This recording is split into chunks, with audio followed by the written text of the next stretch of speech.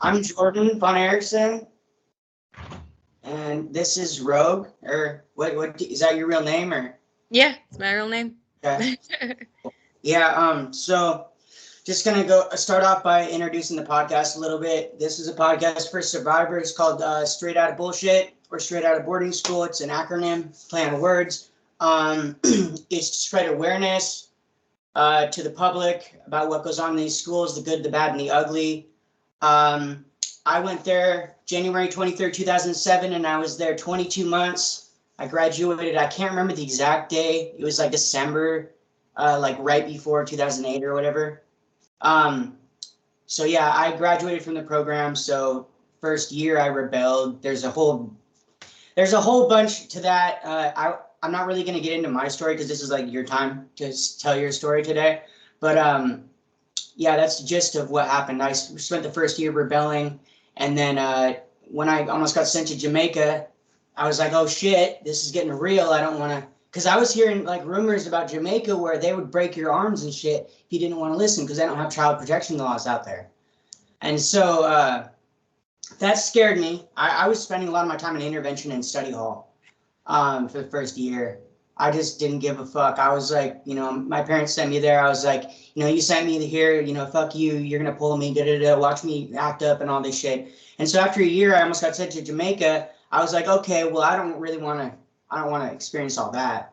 And so I decided to work my program and got through all my seminars the first time, except for principles. Principles was a bitch.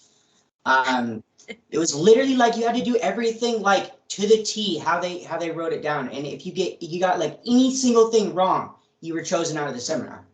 You had to do it. Yeah, it was ridiculous. And so yeah, that's my story, pretty much. But yeah. So when did you go there? So real quick, you said you were there for 22 months? Yeah. Yeah, okay.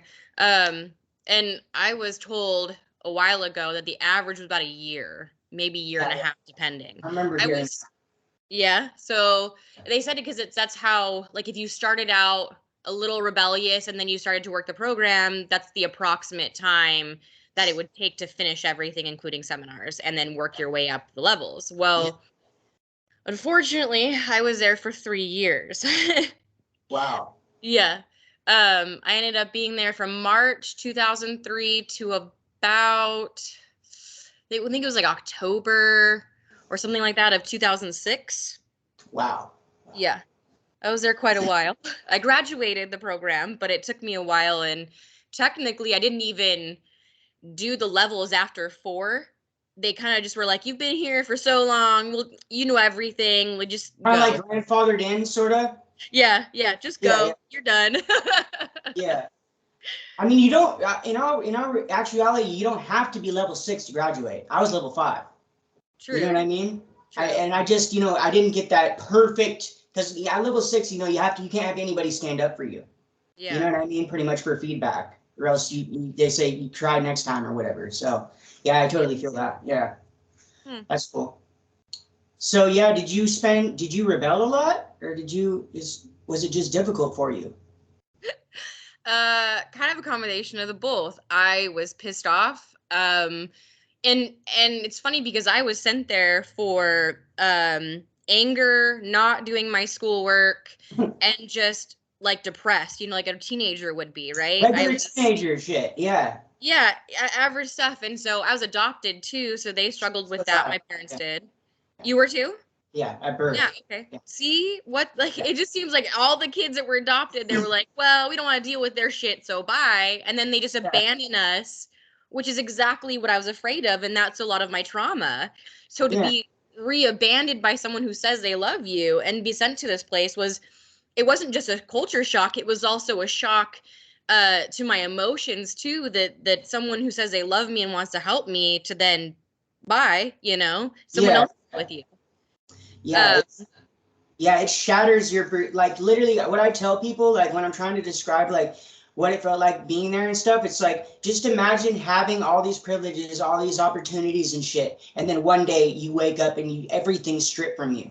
Everything, your identity, your fucking long hair, everything. Mm-hmm. Like you can't wear any clothes with image on it, or, and so everything's stripped from you. Like, it humbles you. And unless you've been through something like this, you don't know what that experience is like. Yeah. It's not like prison either. No. I've been to jail. I haven't been to prison, but I've been to jail. And like, I know prison's a little different, but it's not like prison either. It's not. It's a lot worse. But yeah, I didn't mean to cut you off or anything. I was just trying to. No, you're fine. It's good. But so I was angry at them, and I know they were getting manipulated hardcore. And my parents spent thousands of dollars for me to be here especially after 3 years. Like, they thought that this would really help me. And to this day, my mom's passed away now, but my dad, I had a conversation with him and I said, there's a lot of my friends that have died that went to the program with me for many reasons. One died there. Her name was Carly Newman. She actually committed suicide. And I don't know. You were there when that happened? You were there when that happened? Yeah, she was in my family. Yeah, I had just gotten back from, oh God, what is that? What was that seminar? Discovery, Focus? Focus. It was Focus, because I finally got to go through everything and finish it, because I'd been so many times. I repeated so many seminars. I just hated being there. And of course, I'd always screw up somehow, and they were like, well, bye. Yeah. Especially if I didn't finish the writing. I hated repeating myself. I was like, why do I have to repeat this stupid shit on a piece of paper as an essay when, like... Yeah, and you have to do it a specific way. It's like, this is my life, man. You want me to tell my story? Let me tell my story. Don't try and dictate and critique how to tell my story. You know what I mean? Exactly. Like, come on. And it's like they wanted us to word it a specific way because it's all brainwashing. Oh, yeah. There's so much, like, It was like they were trying to rewrite our story for us, when in reality, you can't do that. You can't force that onto somebody, But anyway, no, I had gotten back from Focus, and we had heard the sirens. We were finishing up the group, like the ending of the day, and we were one of the small groups in the family. Yeah. So it was graduation. We were done, but it was like that last final bit where you like get in your little circle with like your upper representative. No, representative. Well, they did come to visit, but it was oh God, I can't think right now. Junior staff. One of your junior staff that were there. Yeah, that they would be part of your group. And there was like a couple people in there that were like to supervise and whatnot, to call you out on rules. Yeah. So they were there because they watched us go through the journey, and she was sitting there, and I remember it was Madeline Ayers, and she's still a friend of mine on Facebook. And I remember both of us looking at each other when we heard the siren in the helicopter, because they called in Lifeline, and we're like, what's going on? I got chills, and I instantly knew exactly who it was, because that morning I had, like, even a couple of weeks previous to this, she had made some comments. No one was listening to her, Carly, that is. And then after that, I ended up saying goodbye to her, and I said, I love you. Like, I hope you have a good day. And she goes, well, I might see you when you get back. And I didn't, like, to me, I'm thinking normal program stuff, like you're going to be on, an appointment out of a facility, or you're going to be with your family or something. That's what I was thinking, right? Nope, wrong. And unfortunately, the system failed her, and she ended up killing herself, and it was devastating for all of us. We even slept in the seminar room that night so that there wasn't any icky vibes. But Serenity, I was in Integrity, and Serenity was next to us in the cabin, and they felt weird being in the cabin themselves because it's right next door. Her bed was on the wall, so it was like, it just felt really strange for everybody. But where did she do it? Do you know where she did it? Yeah, in the bathroom. Yeah, She hung herself in the bathroom. Okay. She she used a milk crate to kick out from under her as she fell. And I don't think she really wanted to die. I think she hoped she wanted attention. She wanted help. Like, she wanted help. She was trying to be heard, and nobody was listening. You know what I mean? Yeah. Which is another problem with these programs, is that, like, for me, like, unless your parents have money, you can't even really get a therapist there. Like a real therapist. Like, my parents had to pay extra money, and it took months and months and months for me to even get a therapist. And then when I got one, they weren't even really doing that much for me. You know what I mean? They'd ask me the same questions that I'd get asked in like small groups, and like shit that I'd get asked like just in the regular facility and whatnot. And it's like, what, parents paying extra for the help, and you're not even really getting help. Yeah. And yeah, it's really tragic. And I know there's, I know there's been other people that have perished there. I don't think it was in our time, but I've heard of a lot of lawsuits about a bunch of stuff. I'm actually going to be talking to Tara. Here, I'm going to be doing an interview with Tara too. So she said that she worked there. She said she worked with you. She's a staff. I'm trying to think of her last name right now, but I know a Tara. Yeah. I even had gone back to the facility to see it after I graduated. And oh, really? Okay. Yeah. Chafin was not happy that I was there, oddly enough, but because I was never treated horribly by Chafin. But I dealt with him a few times. Cameron, I rarely saw. And I know years ago before that, right before I came, Chafin and Cameron were very involved with the children. And they kind of, I don't know, mellowed out basically and started doing their own thing behind the scenes and sometimes showing up. But a few times I had to go into his office and talk to him one-on-one, and I don't have the same experience that other people do. But he did give me kind of a weird vibe, not like gonna a lie. grooming, like almost he's grooming you, sort of. I wouldn't even say grooming. He just wanted to know why I wasn't doing the program. Because like why I've been you were there working the program and shit? Yeah. And, oh, wow, okay. And that's when things started to change for me. He was like, you know what I'm going to do for you? I'm going to give you like a level 4 experience for a month. You're going to go live off on the junior staff site, off campus. And upper level experience. Yeah. Upper level. Thank you. Upper level experience. And so that actually boosted a lot of things for me and made me kind of change my mind. But then some stuff happened and I got back down to, lower levels, and I hated every minute of it. I hated all of it, but it was worse there. I hated all my drops. I dropped so many times and I hated every single one. I dropped every single lower level family there. Genesis, Respect, Honor, and what was the other one? Quest. I dropped into all of the lower level families, so I got to see all the little nooks and crannies of. It was not fun.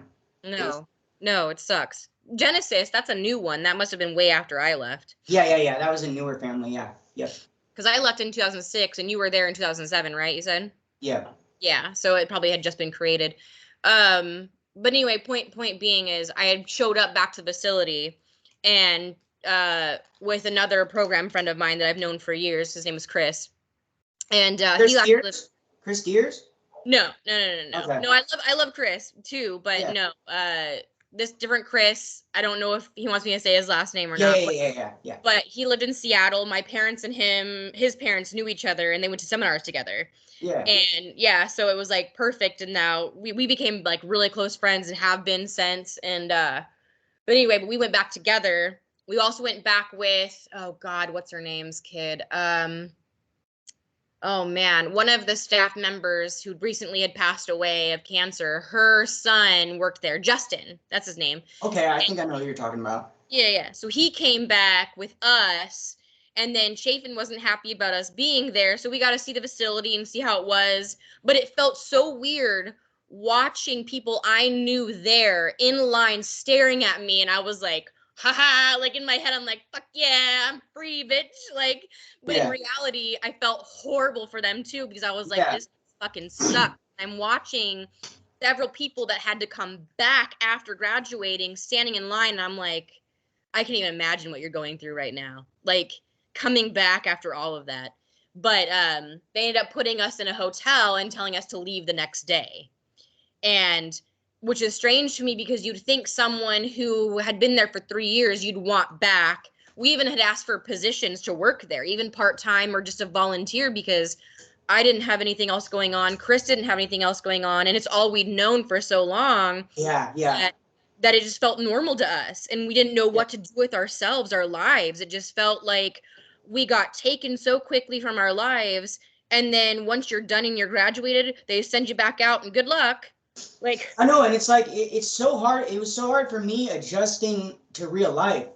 Like when I got out, literally, like I started using drugs. Like literally, I'm not gonna lie. Like I fucking started using drugs, and then it went to hard drugs, and it's like literally, I'll admit, like one of the main reasons I started is is because I was pissed at my parents. I was like, fuck you, you took away my whole teenage years, okay? I was like, so watch me go off and do some shit that I, probably wouldn't have done if I hadn't been sent there, but I'm going to go be an actual teenager now.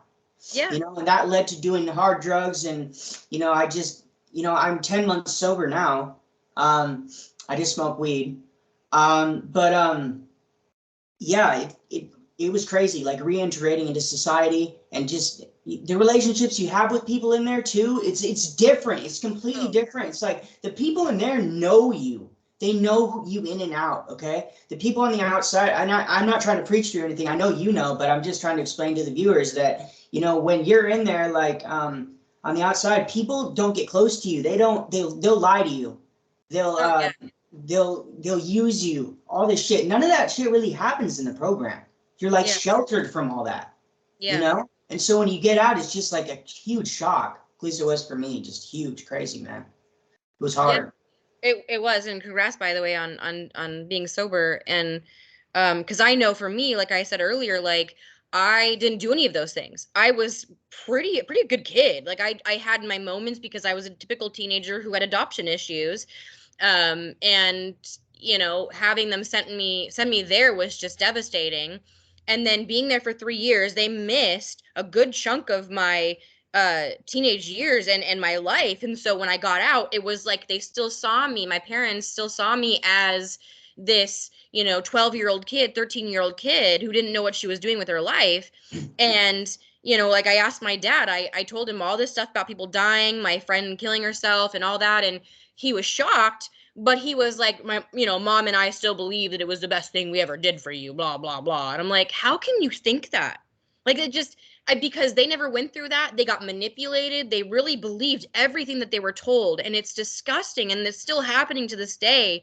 And I'm watching children who are 8 years old, my son is 8. I can't even fathom sending my son at 8 years old. Yeah. Ever. Like, I never send my kid there. No, never, period. But definitely not at that age. Yeah, definitely not. And so when I got out, I did the same thing you did. I never would have. I didn't even know what drugs were except for maybe meth. I learned about all the hard drugs and how bomb they were in fucking Spring Creek. Yeah. That and sex too. Like I didn't have sex before this, and as soon as I got out, I technically was over 18 when I was living with my parents again. Yeah. But I ended up trying to escape the house, trying to break out of the house because they told me that if I was going to be home, I needed to stay home after 10 or be gone by 10 because they go to sleep and they don't want to wake up and, have disrupted sleep before they have to go to work tomorrow morning or the next morning or whatever. And I'm like, all right, well, I'm going to sneak out so they don't know and get mad at me because I went right back to the same shit that I did. Except being sneakier now, Yes, I was scared, but turns out my parents knew that it happened and they didn't say anything because I was 18. Yeah. But it cracked me up because I was like, I'm now doing the stuff that they thought I was gonna do, and then tenfold. Like it was like a big fuck you to them because they sent me to a place where all these kids were doing drugs, having sex, running away in gangs, all these things.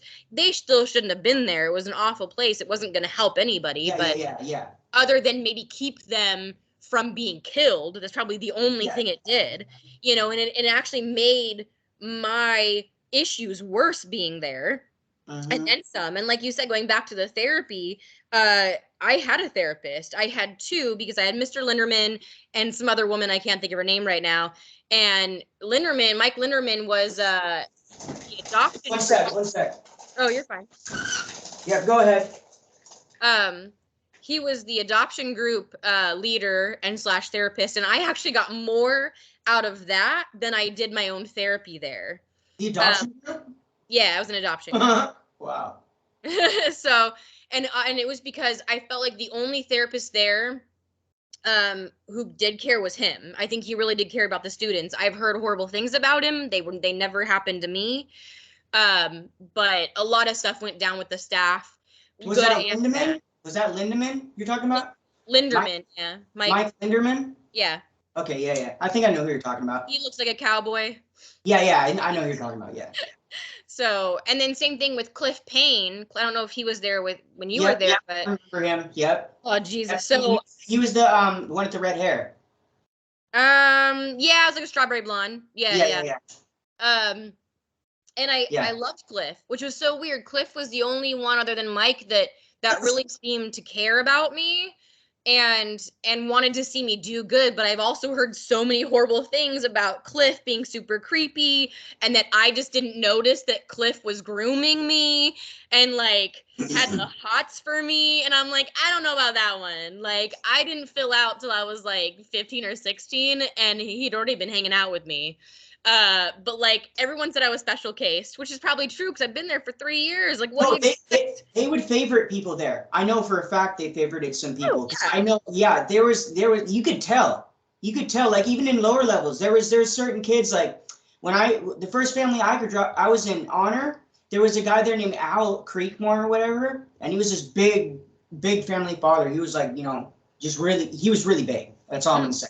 And he would have kids in there. I love him to death. He was a really good family father, but he'd have certain kids where he would like have them under his wing. And like, if they got, we're supposed to get a cat 3, he'd like coach them and not give them the cat 3 and put them in leadership positions. I was actually, I turned it out when I started working my program, he actually started putting me under his wing. So he was more the person that would like, if you were working your program and doing what you're supposed to do and he liked you, you weren't going to get fucked with in lower levels. Yeah.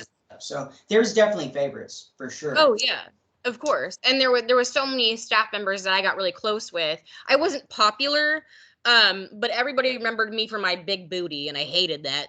There was also another lady, I won't say her name, but we all know who she is if you were there at that time frame that I was. She also had a big booty.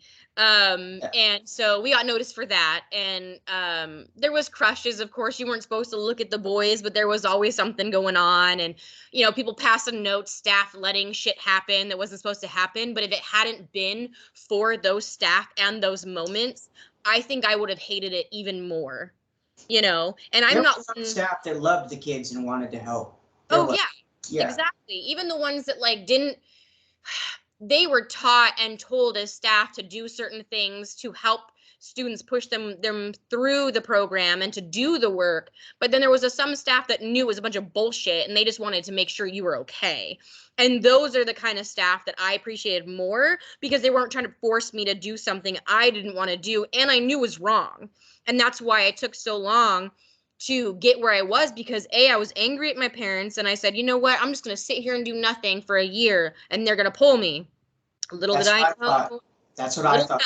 Yeah.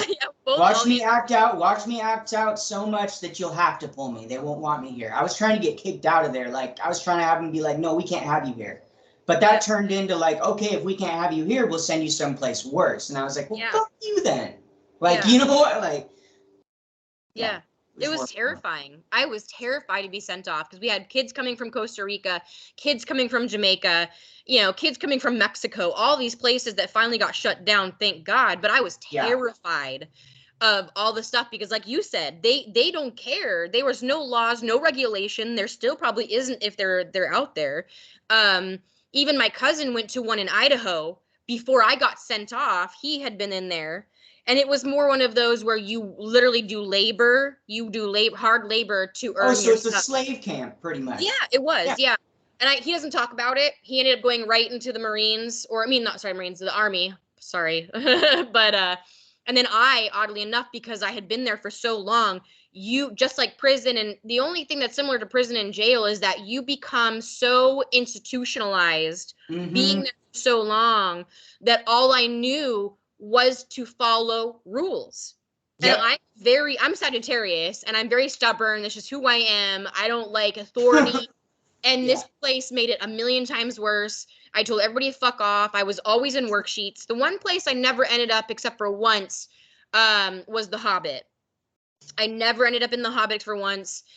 Usually I was junior staff in there because I don't know, I was awesome with kids. I don't fucking know. Either way, it was shitty and I hated being there. And I would sneak kid shit and I would let kids get away with stuff all the time. But I will tell you, when I first got level 4 and level 5 and become junior staff, I tried so hard to prove myself and to consequence kids. So did I.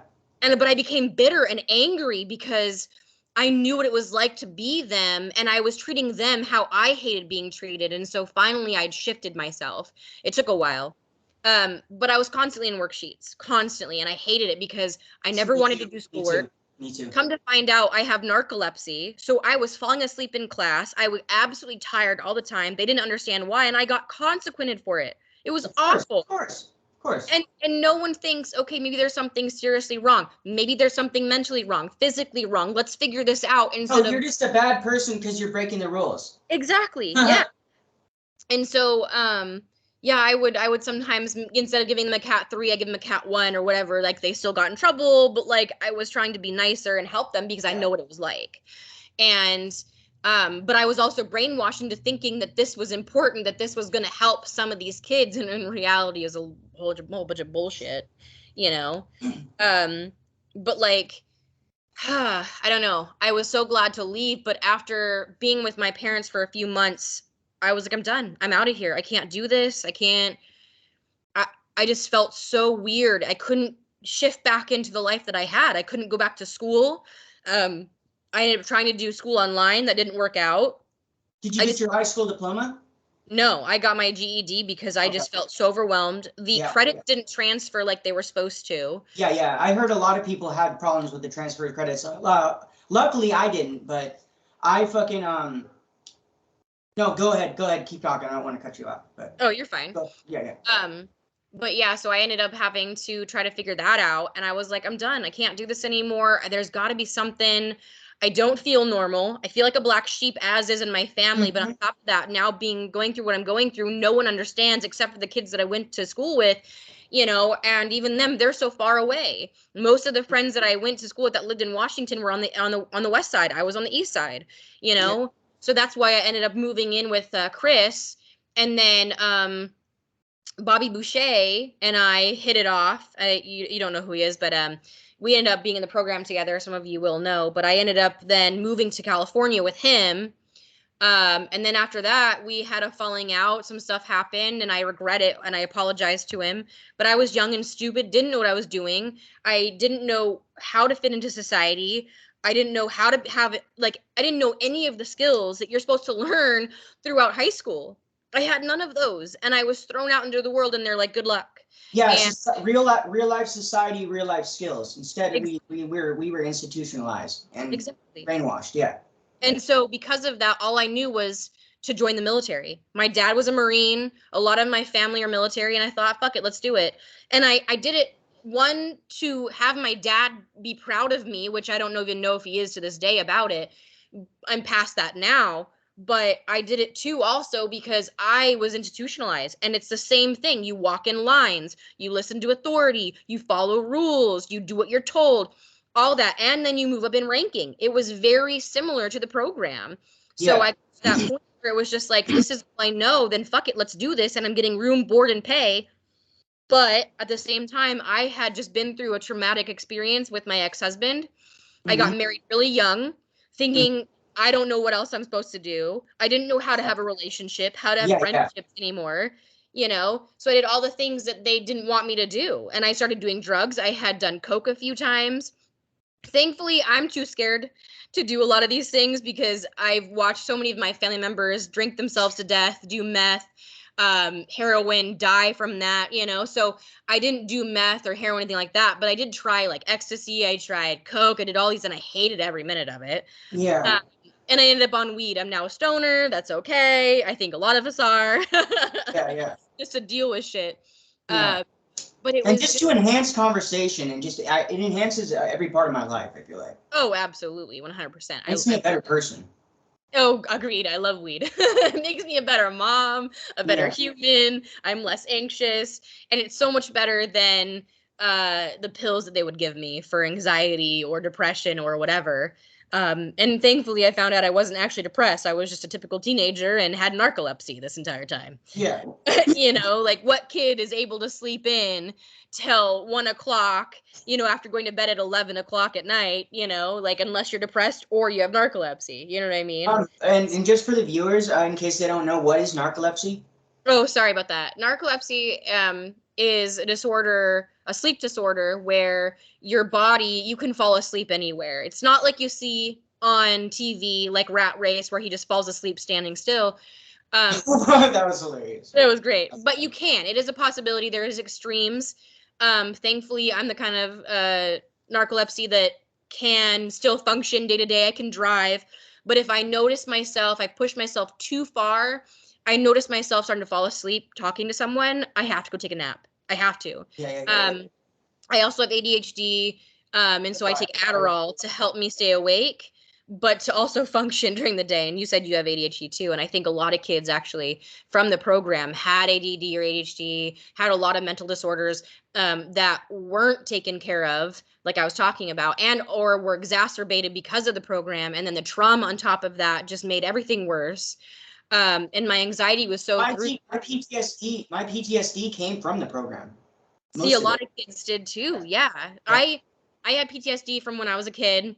And then also then on top of that, the program, and then the relationship after that I had, that I gotten married when I joined the Army. And I also withstood abuse from him as well. And it was just one thing after another, and it just made things 10 times worse. And if it hadn't been for weed and the therapy, the therapist I finally found who actually worked with me, and I actually have CPTSD, which is complex post-traumatic stress disorder. I think I might have that too, but I haven't been like fully diagnosed with it, but I think I might have that too. I think because that's like the more like extreme version of PTSD, right? Yeah, I'd say it's extreme, but it's also very specific. So like a lot of kids that went through this have CPTSD. I know there's a lady who's very much an advocate for these programs being shut down. She also has CPTSD, and she used to be a police officer too. So she knows what it's like having all of that. Yeah. Like advocate for it. And if it hadn't been for her, I probably never would have known. Yeah. I'd say her name. I'm sure some of you already know, but I don't. You know what I mean? I'd rather not just say people's names. I think I know who you're talking about. It's okay.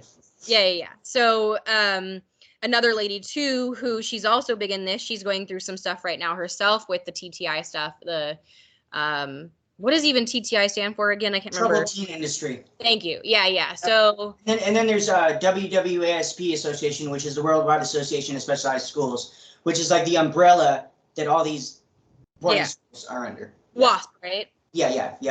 So I knew it as WASP, but yeah. And then there's Breaking Code Silence. They're both part of Breaking Code Silence, and she's also struggling with some stuff right now. And I didn't know she had CPTSD, so it created a lot of issues more than necessary. They thought they were helping in reality, and I know some of them knew it was just for money. A lot of the people that created these programs, they didn't have any regulation. There was really no true good therapist. This wasn't a therapy program. This was a military type program to whip you into shape. That's all it was. To make you do what they wanted you to do. And that's what I learned from the Army when I was in, was they break you down. Yep, so they can rebuild you. Everything, like you said, your identity, everything just goes down the drain, and they want to build you back up how they want you so that you can listen and follow the rules better, because now you are manipulated, you have been gaslit, you have been lied to, your family has been lied to, and now you'll do whatever they say because that means you get room, you get bored, you get whatever. Yeah. And that's, I hate violence. Me too. That's a whole nother topic, just like CPTSD and all that. But I am now completely against war after seeing everything that I went through, and also thinking that I would make it in the military because I'd already been institutionalized was such a lie to myself. But it was horrible. It was absolutely horrible. And I got out medically for two reasons. One was mental health issues. I'm not gonna lie. I had been through so much shit that being back into that institution, into that way of living, just did me in, along with the abusive relationship. Probably brought up all the shit that from before and made it, exposed it and made it worse, Yeah, I would find myself crying at night. I couldn't sleep, which is funny because I have narcolepsy. I got to the point where I didn't sleep for several days. And they treated me horribly in AIT, one of the drill sergeants did. And it just brought up the stuff from being in the program. And I hated her. I despised this woman. And I was like, you don't get it. I need to sleep. The doctor has ordered me to be on quarters for 72 hours. She woke me up after the second day and said, get your ass up. You're in trouble. I got an Article 15, which is kind of like a cat 1, cat 2.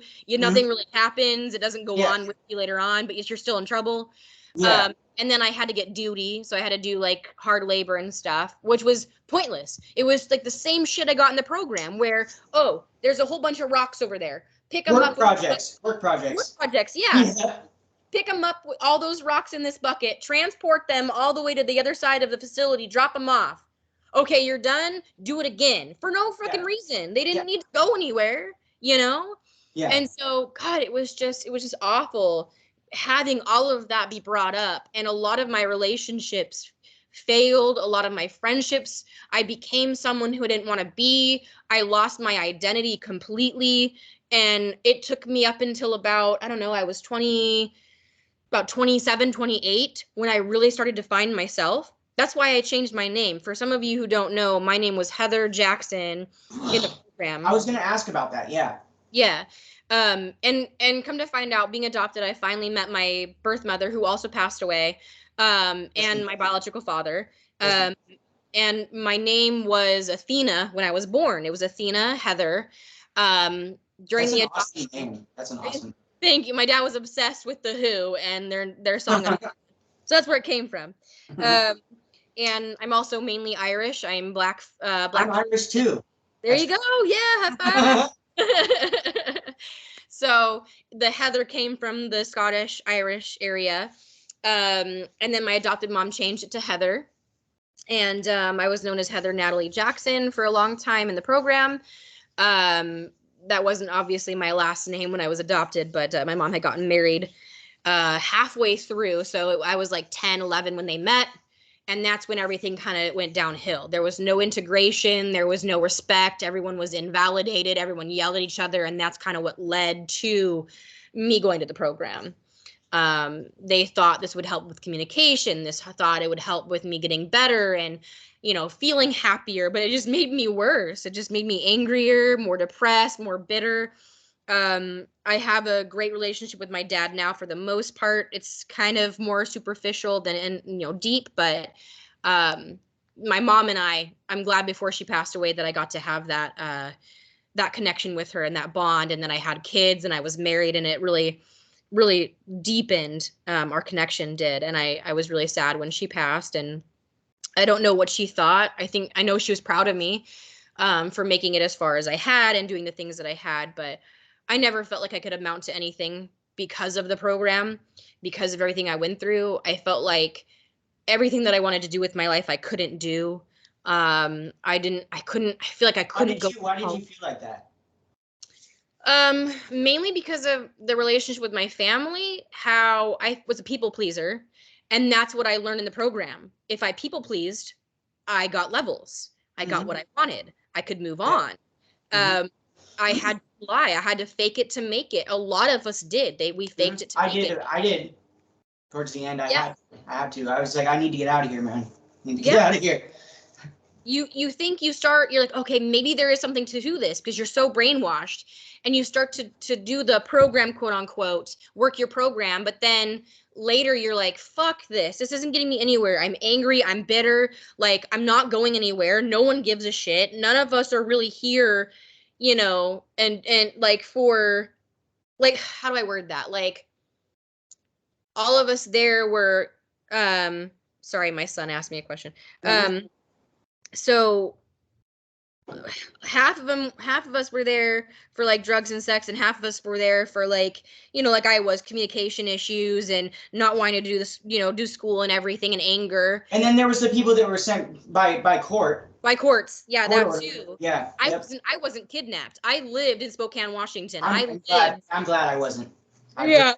I was so glad I wasn't, because just the horror stories I've heard.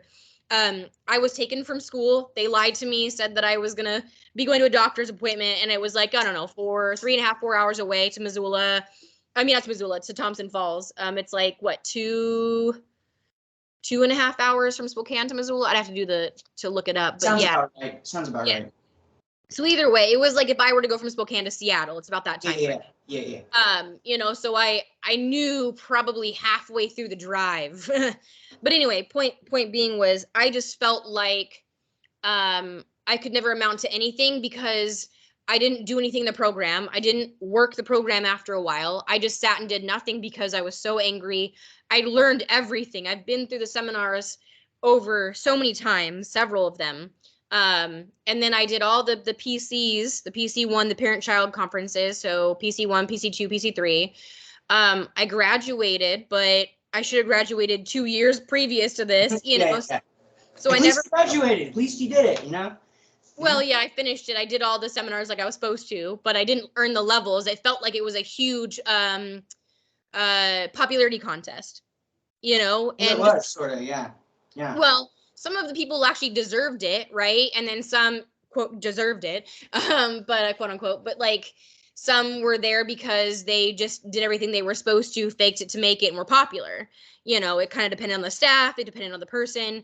And I knew I wasn't popular enough. I wasn't working the program enough. So I knew I was never going to get those. And I think that's why they were just like, you've learned everything, you've been through all the seminars, just go.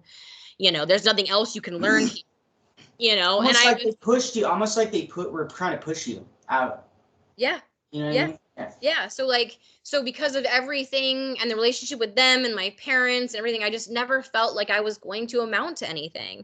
And how I felt like I had to people please everybody in the program, I felt like I had to do it with my parents. So to make sure that they were happy with who I was, because that's what they wanted. They wanted me to be a certain way. They wanted to mold me a certain way, and I'm just not that person.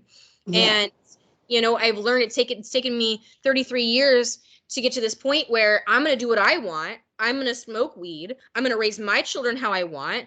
I'm going to live my life. I don't work a 9 to 5. I can't. I physically cannot, mentally cannot work. That's how I feel. Like literally, I cannot hold a full-time job. Like I don't know. Like my anxieties. Like after a certain amount of hours a week, I can't. I have like social anxiety now. I like can't be around people for a long amount of time.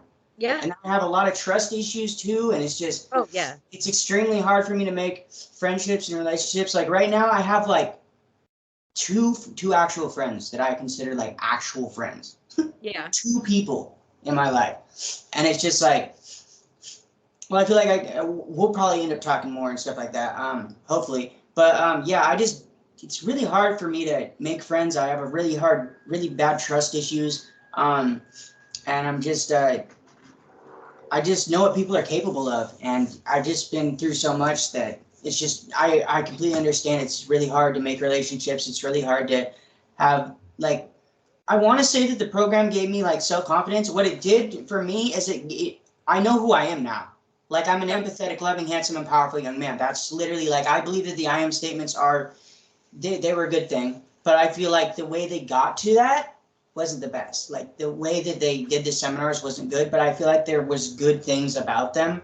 Like I know who I am now. You know what I mean? And I know what my purpose is and like what I want to do in life. And I feel like that's the best. The biggest thing I got out of the program was discovering who I am. And I don't let people bring me down either. Like and people can't break me. You know what I mean? Because like, I feel like going through that, it's like, you just don't get it, man.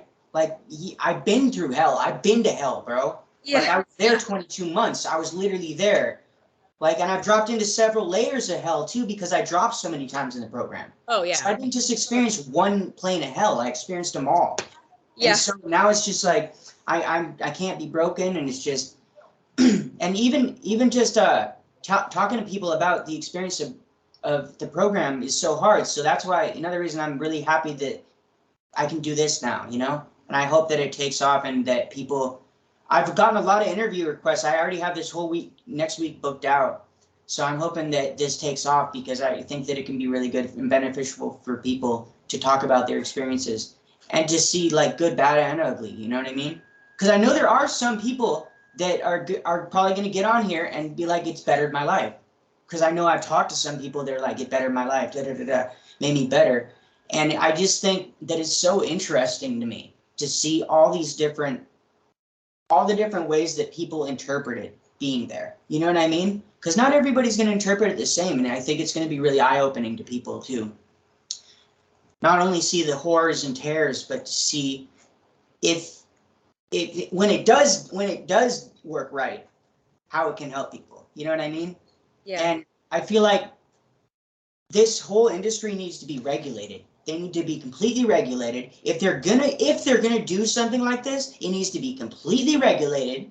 They need to allow like police people to come in there and do investigations and stuff. Because the whole thing about you can't have media come here, we're not letting anybody with cameras come on the property, that whole thing, it's like, what are you trying to hide? You know what I mean? You shouldn't need that. There should be complete oversight if they're gonna do stuff like this. You know what I mean? And well, go ahead. Yeah, I just feel like that's the only way, or they need to be shut down. Well, I also had gone to I wouldn't say a program, but something similar when I was 9. I was sent to Reno, Nevada, with like it was kind of like a group home, for troubled kids of all kinds of ages. And that was a lot better because I still had the freedom. There was no consequences like they did in the WASP programs. I wasn't abused. I wasn't talked to very well. I was talked down to, and I was forced to do some things I didn't like, but I felt like that was a better option if it was going to happen. I think all the WASP programs need to be shut down. I think there's never going to be enough regulation. And when you're talking about the people coming in, the media, they actually did right before I had come to the program. They actually had, it was either CNN or one of the big news places come in to interview the place. And of course, they tell you, just like when you get pictures taken every week for your parents at the program to show that everything's okay, quote unquote, that we had to fake it. You had to lie. You had to say, and they picked out specific students who were working the program so that the people that weren't going to say something and harm their reputation, and make it look like it was doing something for the children. And I think there are some kids, like you said, that I know that feel like it did help them. I think there was kids out there that would have died otherwise. But I don't think it saved them truly. I think it made it even harder for them. They didn't really get the help that they needed. Just like Carly, she shouldn't have been there. She should not have. She was mainly there because she was also adopted. She had a lot of suicidal thoughts and tendencies, as they say. All these things. And it's like she shouldn't have been there. She should have been in a place where they can monitor her, have her one-on-one, talk with her, actual therapy. And a lot of even the courts thought that this was a good idea. And then a lot of people don't realize you as a parent sign most of your rights away, and they can do whatever they wouldn't want with you, and it's terrifying. I didn't get the same experience that a lot of people did when they say they were super abused. But I remember, unfortunately, I'm one of those kids that didn't suppress anything. I remember every detail. I remember every single year that I was there, from the worst moments to my happiest moments. And, I remember all of the dances. And I know we did a lot of, during the summer, we had like that. Spirit Month? Spirit Month. Yeah. I remember there was like the bees and the ants. We wore t-shirts and there was different sides. And like, I remember even Latasha and I, we did a lot of the choreographing and some other girls did too. I can't remember their names right now, but in Integrity, we did a lot of choreographing and learning the dances. And I still to this day remember 2 of the dances. And so one of them was to Beyonce. I don't remember it. Crazy in Love. That was one of them. And then the other song was the youth of the nation. And I remember that. Oh my God. Like some of these were cringy, of course. Like all of this was just horrible because they thought all the music they let us listen to was pretty much Trinity. Yeah. So it was just all awful. It was just all, I don't know, you thought you were having fun. And it I even would do things to participate because I was just so miserable and it would distract me, It was just, I felt better doing those things. And we were there year round. You rarely got to see your parents. If you were there for a certain period of time and you worked your way up, you could see them. You got one phone call. You had to earn that privilege. You had to earn the privilege even to talk to your parents on the phone. If you were acting up, like when I was, there was a time I spent 4 days in intervention once. I was just and it's, if you're doing shit like that, if you're fucking off like I was, man, I didn't get any privileges. I couldn't talk to my parents. I could just write letters, and even the letters, the letters get censored too. That's another thing. for people listening, like, you think you can just like manipulate, oh, I just write this and that to my parents in the letter. No, you couldn't, because the family fathers or family reps or whatever, they'd reread your letters before you sent them out. And they'd be like, oh no, take this out, you can't swear, you know, do this. Like, they'd read your letters. And it's fucked up, man. Yeah, sometimes they would even tell you that they've censored them, and their family reps would open them up and then completely dispose of them if they didn't like what they saw. Which is illegal in itself. You're not supposed to open other people's mail. Yeah. That's a felony. But unfortunately, they thought, oh, well, they're under 18. We can do what we want. And they manipulate our parents. Like, even when I most of the time earned the phone call. But once a week, get on with the phone call. I remember, was it 30 minutes? Yeah, 30 minutes. Yeah. Yep. So, and that's it. 30 minutes to talk to your family. You don't get to see them for holidays. You maybe get a package for the holidays or your birthday. I can't remember if you got a phone call on your birthday or not. I can't remember. I think you did. I think you got one phone call on your birthday. Been a while. Yeah. So we ended up getting that. And I remember even being censored then. If I started to say anything, they'd hang up the phone. Or take it from you, yeah. Take it, yeah. And be like, oh, there she is manipulating again. And you're like, the fuck, I wasn't manipulating. I'm telling you the truth. Yeah. This really happened, you know? And I wasn't even allowed to talk about the death of Carly. Like, I remember all of that happened. Of course, they don't want bad publicity. They don't want, and my dad didn't even know until after I sat down with him a year ago in Seattle having this conversation. And he was like, what? Really? And then, you know, he just went on with his day. Like, it didn't even matter because he didn't even know about it then. Like, wonder, even if they had known about it, would they have been manipulated? Would they have been told that everything is fine and, you know, of course they would. And yada, yada, yada, you know, it's just horrible. And like, just for reference here, you have levels 1, 2, 3 all-star. I don't know if that changed with you. Yep. It's I was there. Yep, and then 4, 5, and 6. So 4, 5, and 6 are if you earned it enough, and then you would go up as junior staff, and you'd be finishing the other side of the program, where you would also help discipline the kids that were there brand new, and who were still on levels 1 through 3 all-star.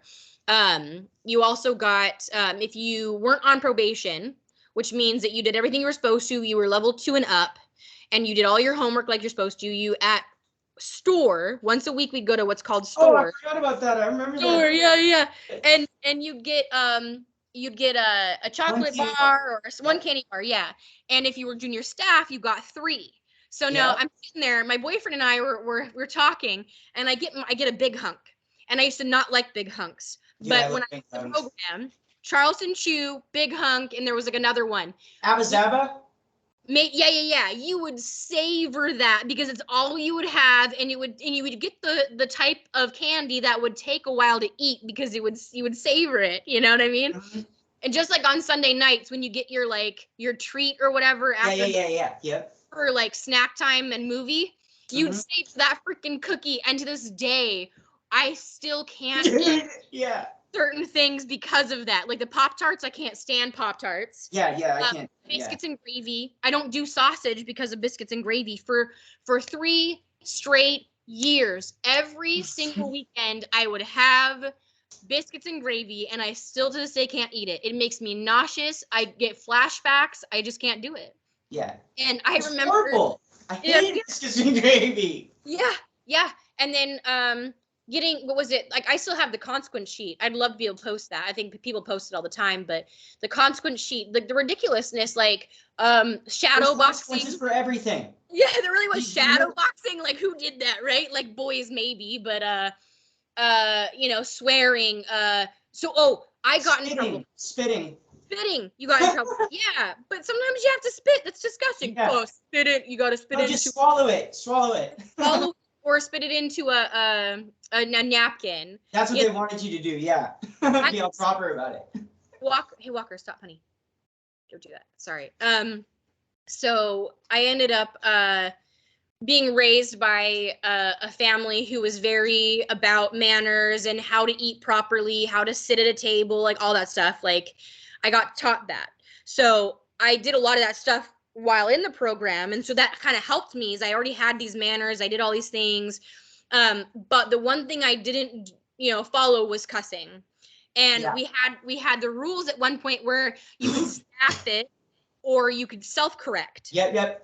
I always staff. I'd be like, staff it, bitch. I don't Yeah. Because of that, I constantly was in trouble. Always. I never followed the rules, I'd swear. And a few of the people that were there that were junior staff, like Madeline and some other people, knew my behavior. They knew what to expect as soon as they showed up that day. And they would show up. Yeah. The junior staff show up before you're awake sometimes. Yeah. And sometimes during, morning routine. Mind you, we also got 5-minute showers.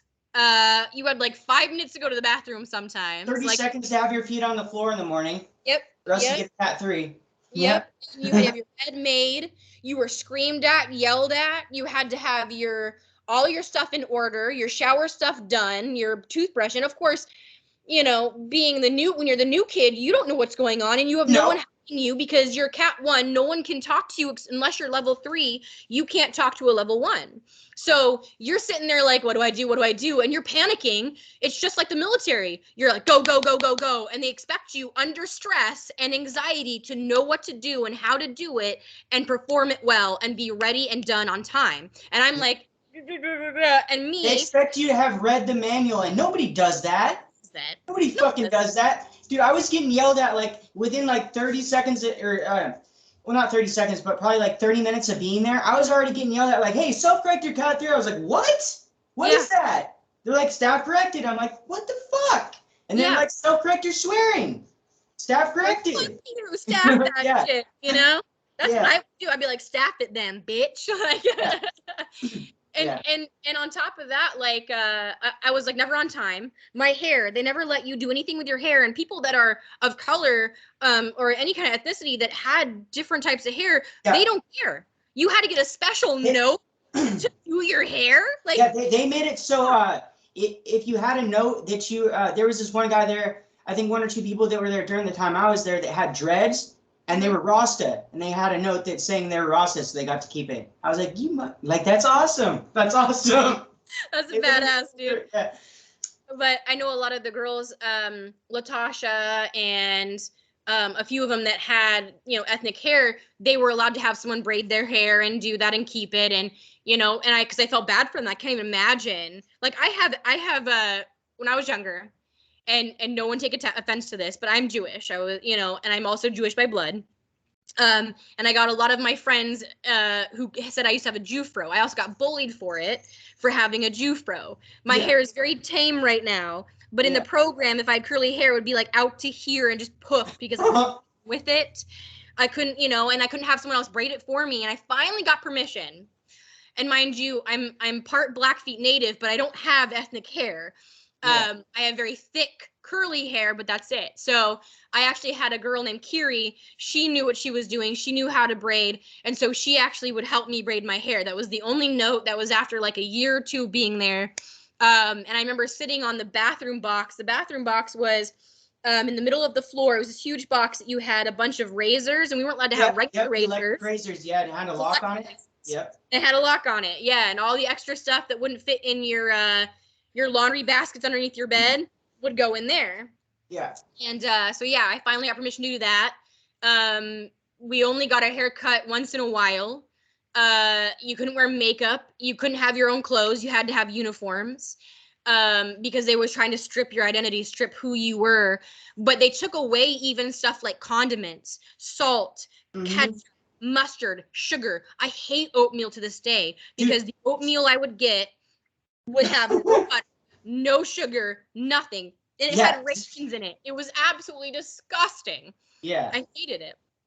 And if you were lower levels and you were on probation, which I was all the time, you couldn't get those condiments. And it was illegal what they did. And so to fix the problem, when they got told to give us the condiments, because that's a basic necessity, that they gave it to us as a Christmas present one year. They waited till Christmas and said, congrats, everybody. You all get condiments from now on. Woo! Yeah, woo, like we were so happy to finally get condiments and to have sugar in our cereals. That's how bad it was that we could do that we got to the point where I could finally have a regular hot dog with condiments on it because I was eating things without condiments. It was so bland and disgusting. It was just awful. Yeah. I don't know if you had any questions for me, if you had any like specific questions you wanted to ask me or not, but I can tell you anything you want to know. Okay, so I probably should have done this at the beginning, but I was gonna say, walk us through your first day. Oh my God, my first day was awful. So my parents had taken me, we drive the entire pretty much day. I get there at the facility, and I remember driving up the what's called Blue Slide Road. The long road The long road, because Thompson Falls is a little tiny town. It's a one-horse town, as I call it.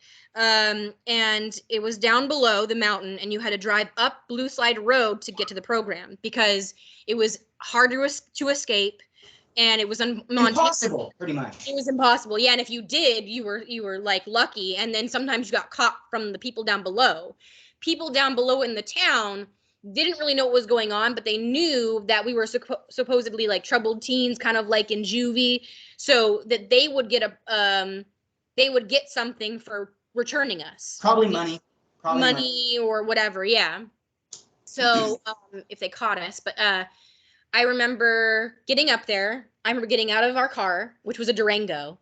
I remember I had on a black hoodie. I don't remember what it said, but I had my curly hair. I was a little heavier set. I had jeans on, Converse probably, or Vans, DCs or something like that. I didn't wear makeup at the time. I didn't really care. Obviously, I'm not wearing makeup now. I didn't really care about that stuff. But I did in the program because I felt like the only identity I had at that point was to make myself anything was upper levels. I could put makeup on and do my hair, but and pluck your eyebrows because you weren't allowed to pluck anything. Wow. Yeah. So anyway, so I got out, I looked around, and the first thing I smelled the air, which was very similar to Idaho. We my parents have a lake cabin in Idaho, and it just reminded me of that, and it just smelled really good outside, but something felt icky. And I'm an empath. I'm very spiritual. I caught on to a lot of things, and I just felt like the energy was off, and it was just like something's wrong. And I saw kids walking in lines in maroon and khaki outfits, and I was like, what is going on here? And I looked over from the parking lot, and I could see a trailer, like an old school trailer, like a Staff Central. Staff Central is what it was, and it was all metal, and it had like this little like staircase, and you got up, and I remember walking inside, and it was all kind of open, and there was like people in vests walking around, like those construction vests.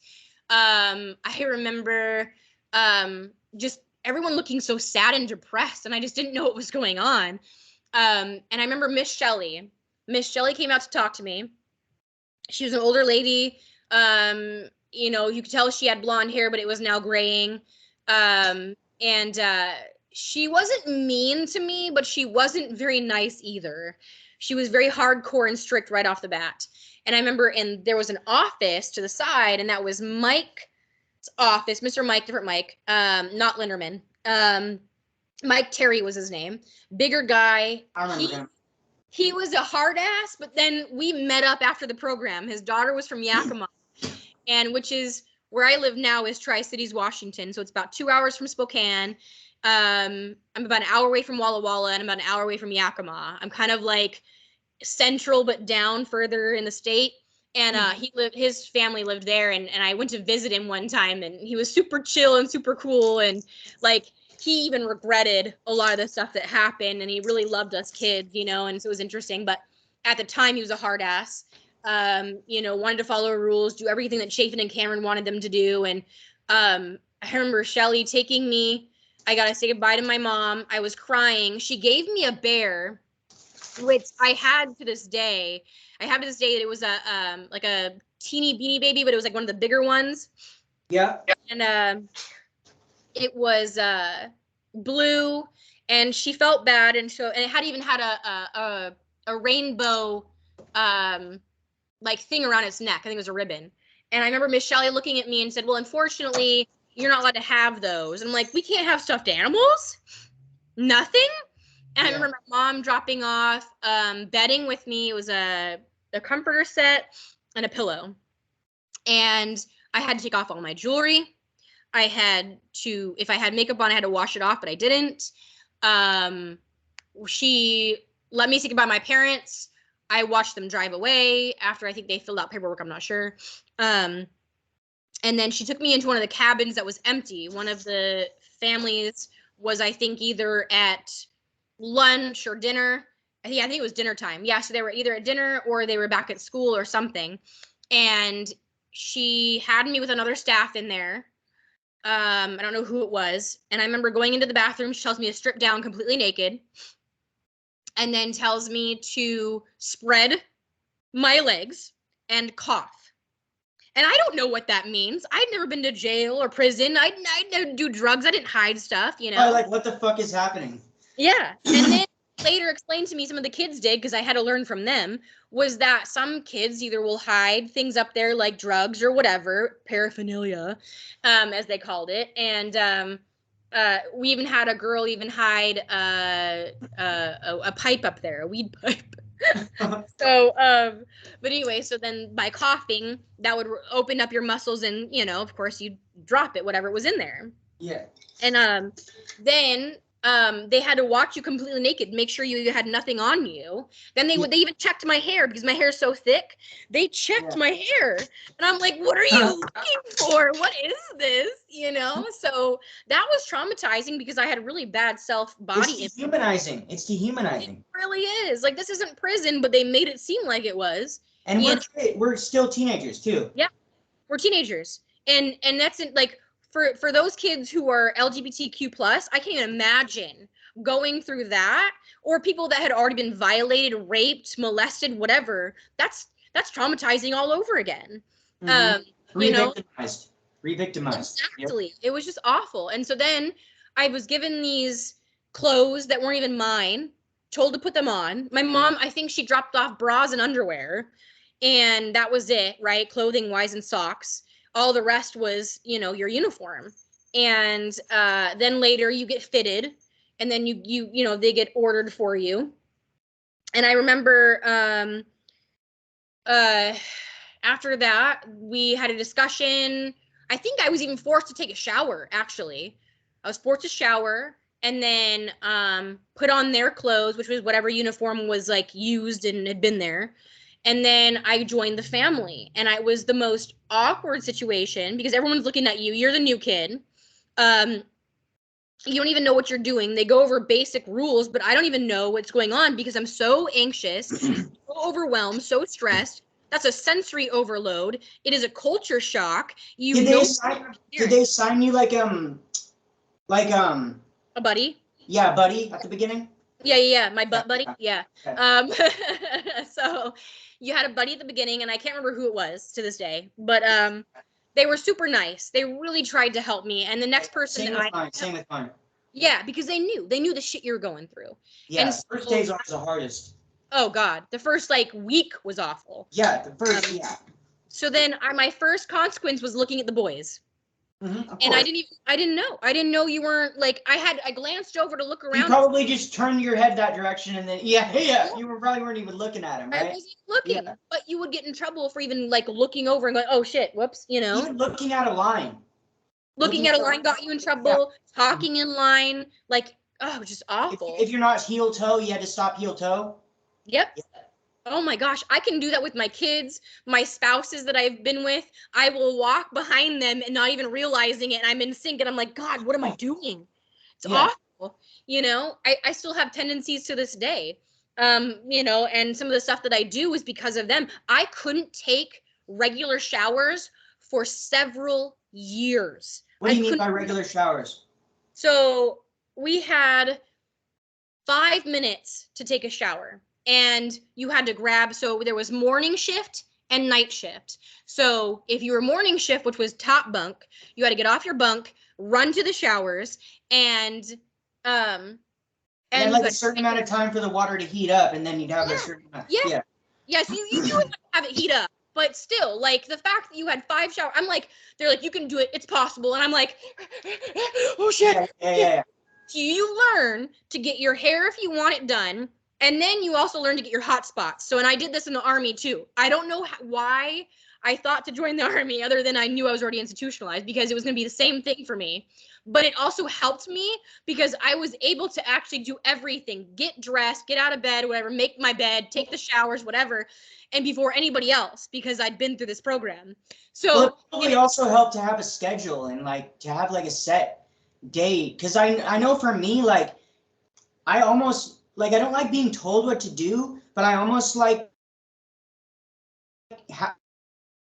you know what I mean? Like knowing what to expect every day, you know what I mean? And knowing what's expected of me. Yeah. And they're like in the program and stuff like that, your day's laid out for you. You have to do certain shit a certain way. You know what I mean? So I can totally feel that you felt like not at home, but like you felt like easier about being in the Army or whatever. You know what I mean? Because of the structure. It was already the same way. Like we had to get up earlier than in the program, but it was like, well, we have to be up at 7.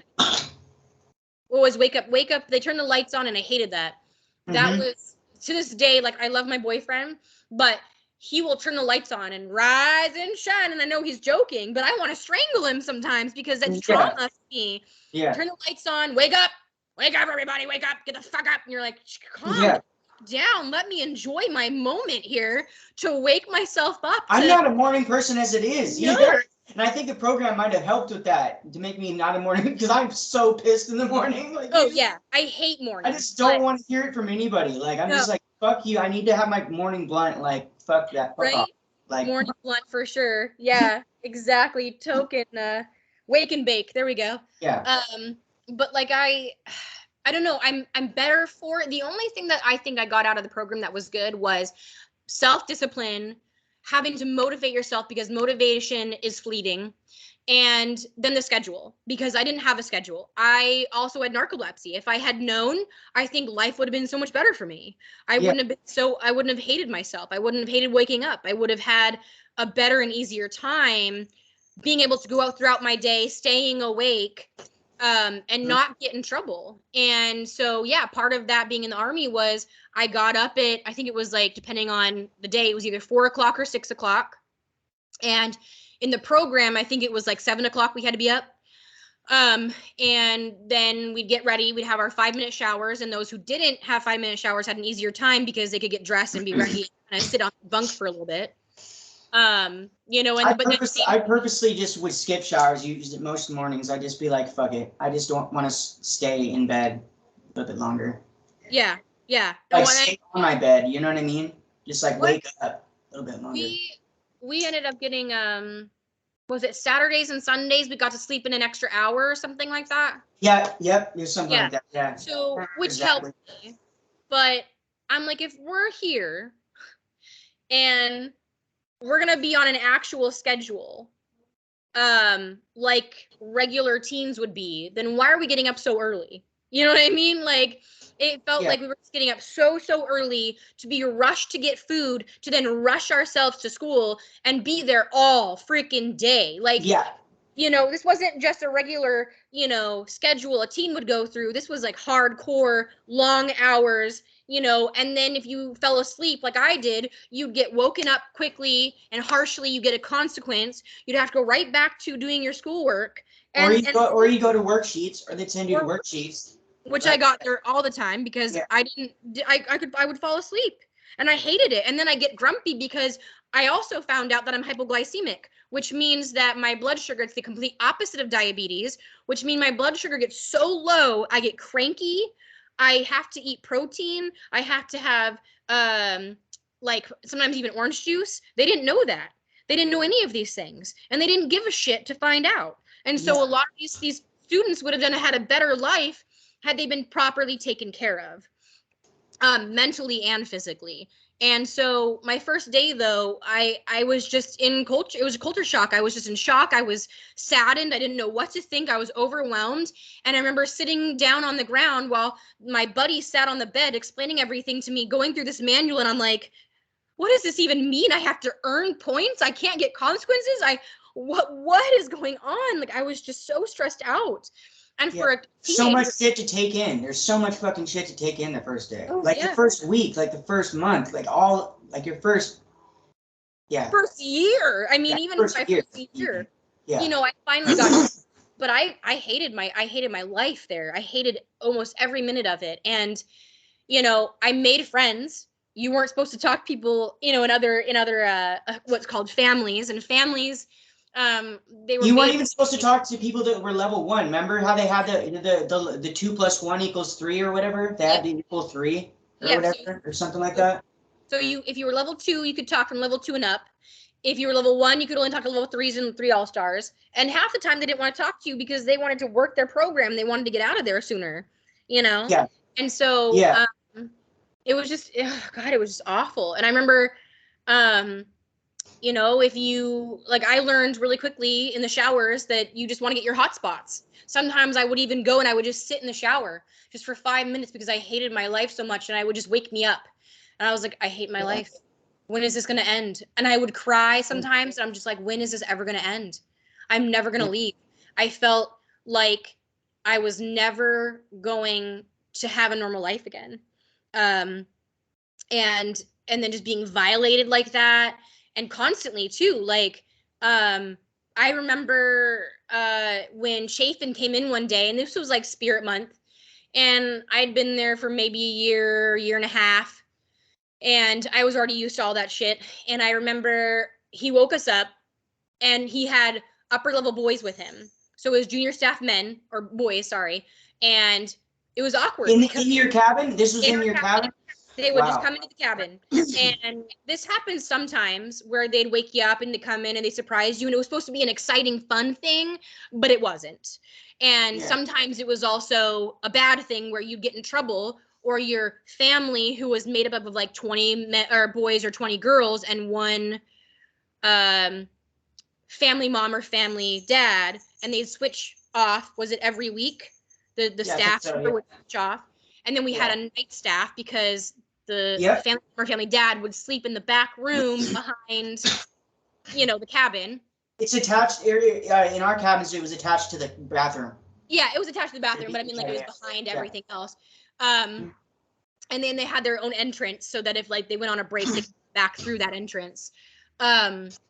Anyway, and Chafin came in through the front door, and it was all locked down. You didn't have a key. You couldn't get out. They had to have not locked by magnets. There was fat magnets on the doors. Yeah, and they had e-cards.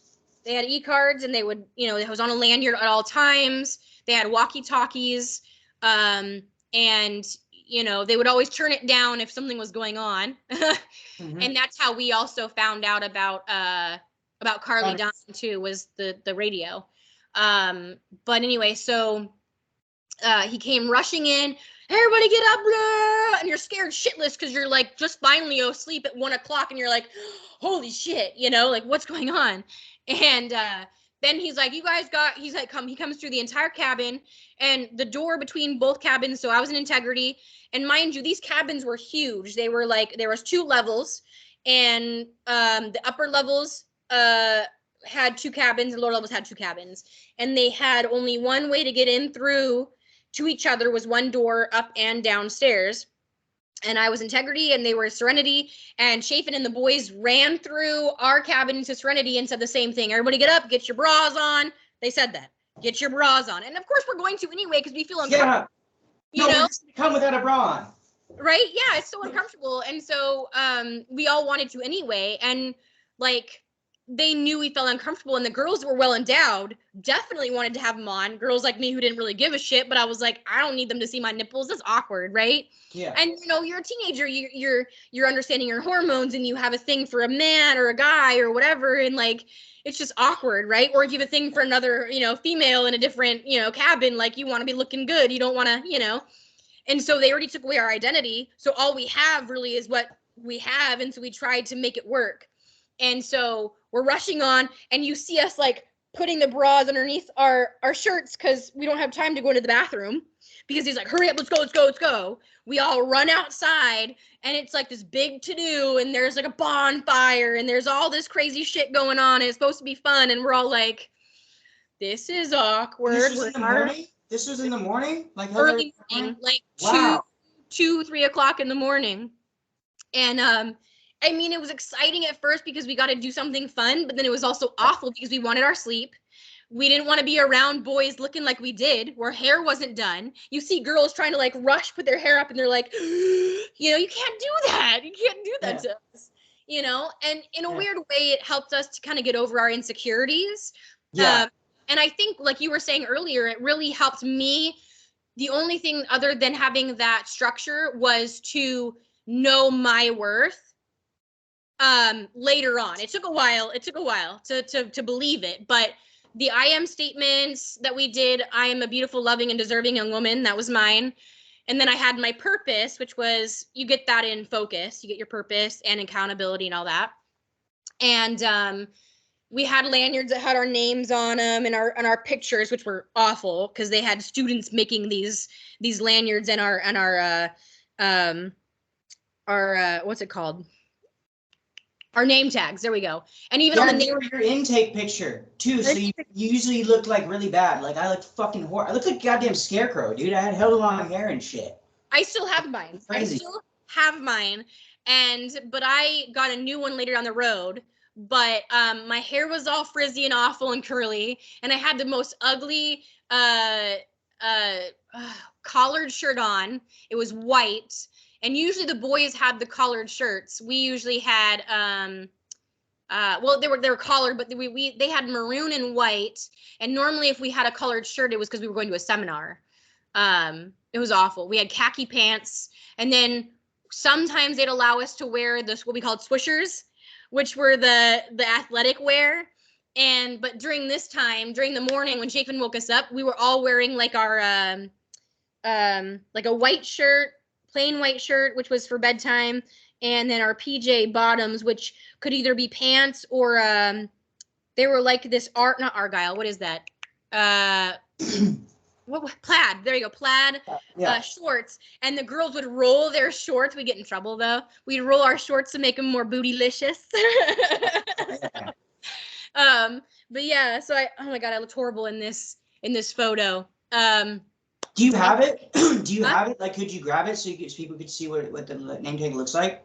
I don't have it like near me, unfortunately. I'd have to go through my stuff, but eventually I'd love to show you. But yeah, it's horrible. And on the back, it had like restrictions or like what you were allergic to. And so, because you couldn't talk to the boys, and they usually were serving us food, so we'd show up, and all you could do was show them your name tag. So, like, I had no apples because I had braces at one point. Did you have them when you were there?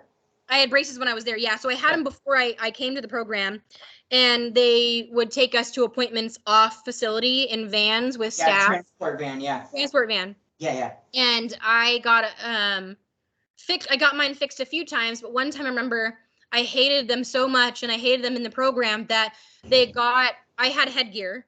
And for those of you that don't know what headgear is it's a device that hooks on to your braces, kind of like if you've ever seen Finding Nemo, the crazy little girl in Finding Nemo, she has headgear, and it like sticks in your braces and it tries to push your jaw back because I had an overbite, or an underbite, one of the two, I can't remember. Anyway, and so I hated that. I never wore it. And so then my parents were like, well, we're going to get her the springs. So they had springs attached to my teeth, and I couldn't open my jaw wider than this. I couldn't. And so I couldn't eat. I couldn't eat half the shit that I was given. And of course, in the program, you have to eat 50% of what you're given, or you get in trouble, right? Wasn't it 50%? It wasn't like that when I was there, I don't think, but damn, that's crazy. Then that must have changed. That's crazy. Okay, yeah. I did not know that. Yeah, we were forced to, because a lot of students would come in with a bulimia or what's the other one? Anorexia. And so they want us to eat. Yeah, it makes sense. Yeah, so if you didn't eat half of your food, then you got in trouble, and they worried about you like you were doing something you weren't supposed to. And which created a lot of problems for children who didn't have any issues with their size.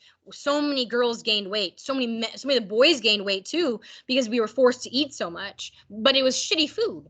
Like, there were some days, like the enchiladas. Oh my God, that was the burritos. Favorite. I like the burritos.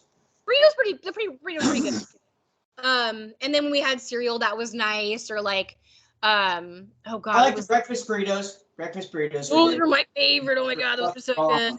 Those are so Especially when you worked kitchen, and you fucking got the fattest fucking burrito ever. Oh, the best. Got extras. Oh yeah, so and good. The no bakes were good.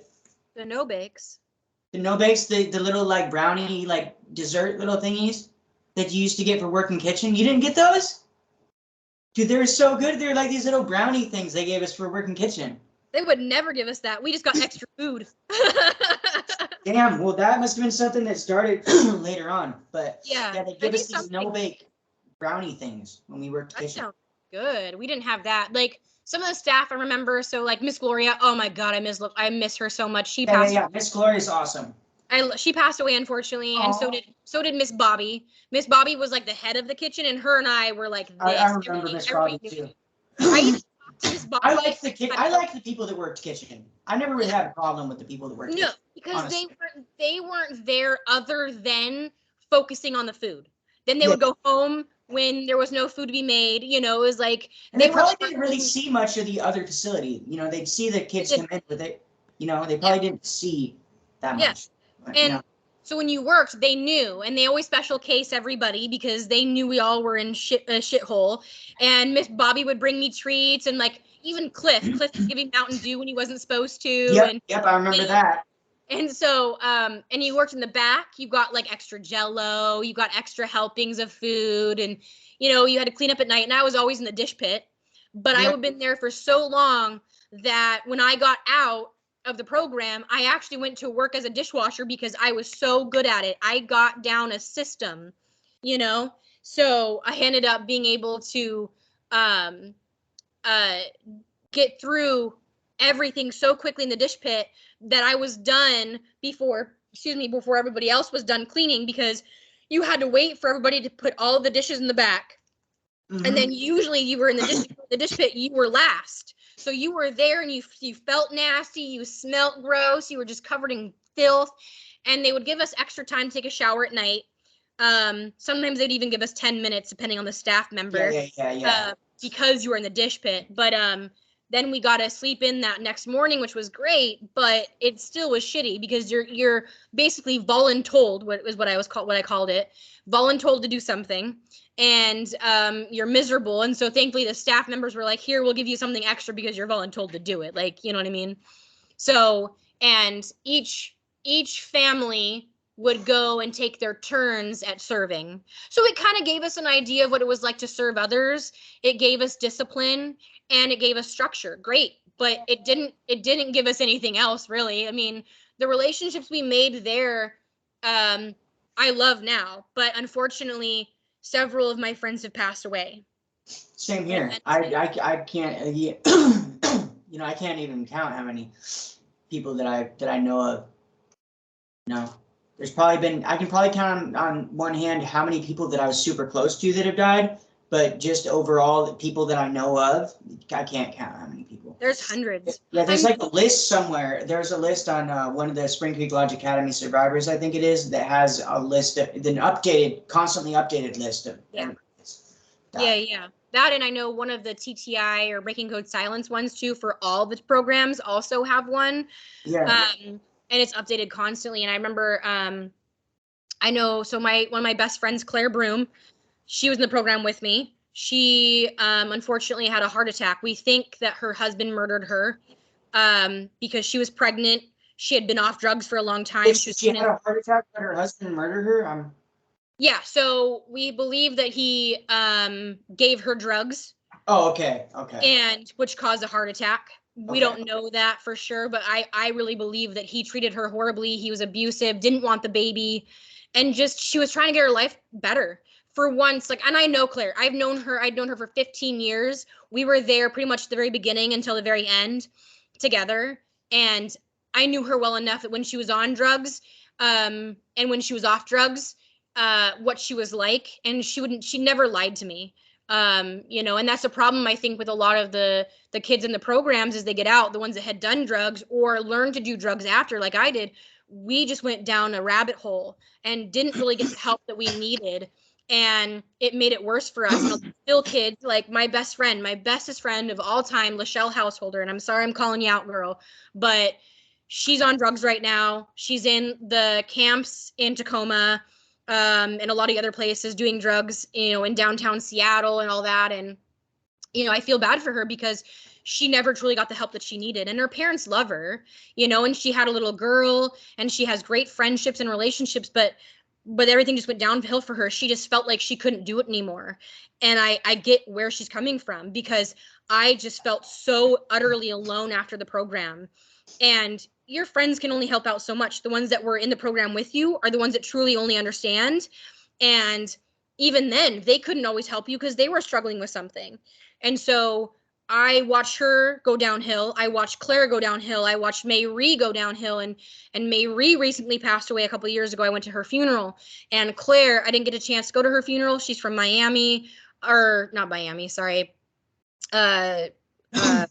Florida. She's from, oh my gosh, I can't even think right now. West Palm Beach, Florida. And I went to go see her on my honeymoon. Didn't get a chance to. I felt guilty. She passed away. And her baby died too. And I know Quinn was one of the people. Like, there's so many people that died that, like, whether it was from drugs, murder, suicide, any of it, it just felt like the program made it worse for a lot of us and didn't really do much. And so they just went on a downhill spiral and never could come back from it.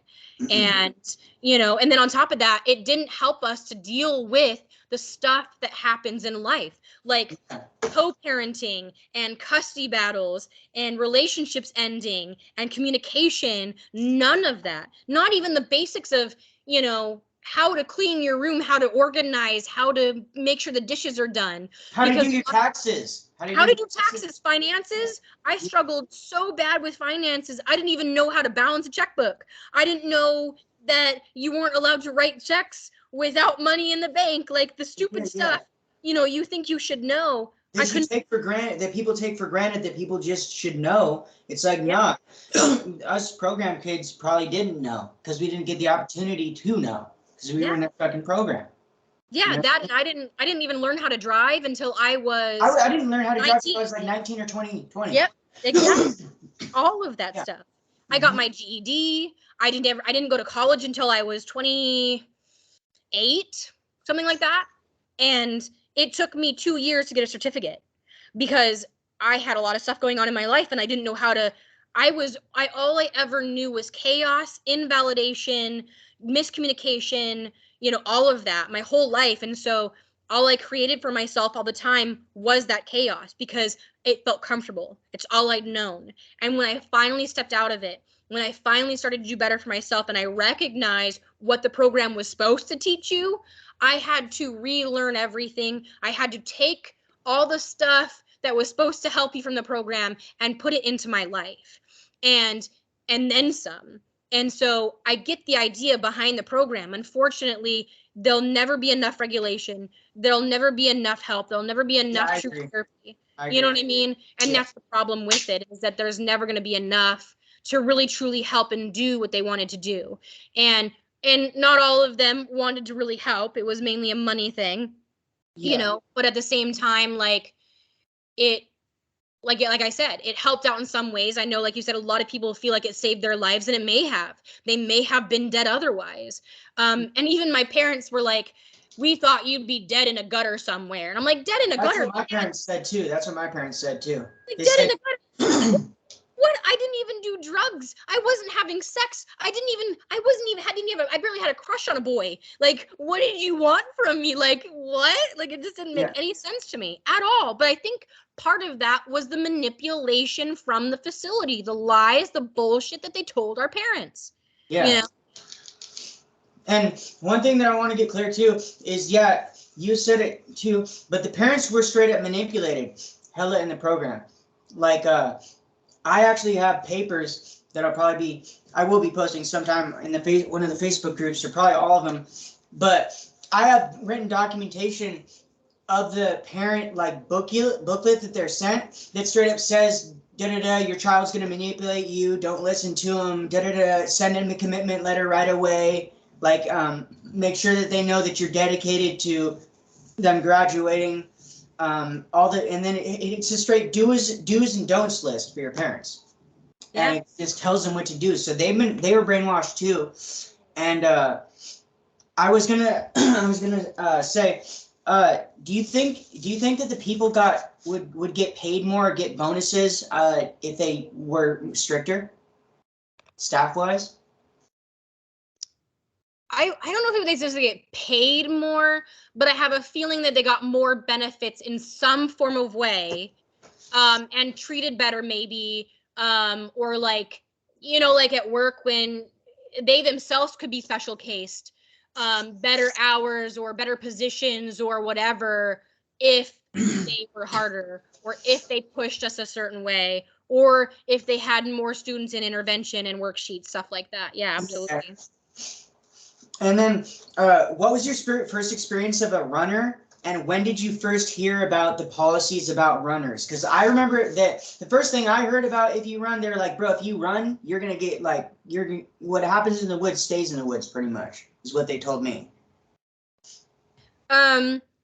So when I first got there, like I said, I was in Spokane. I lived in Spokane. So they automatically gave me what's called run shoes. Yeah, me too. Or shower shoes, depending on who you were.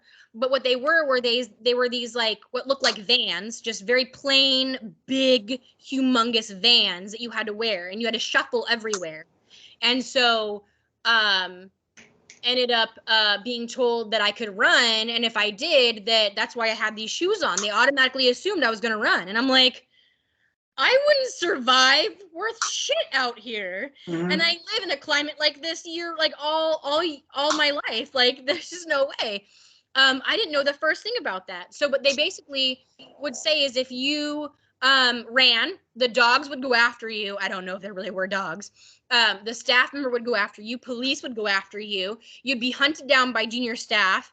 You would be then restrained and brought back to the facility, depending on how far you went.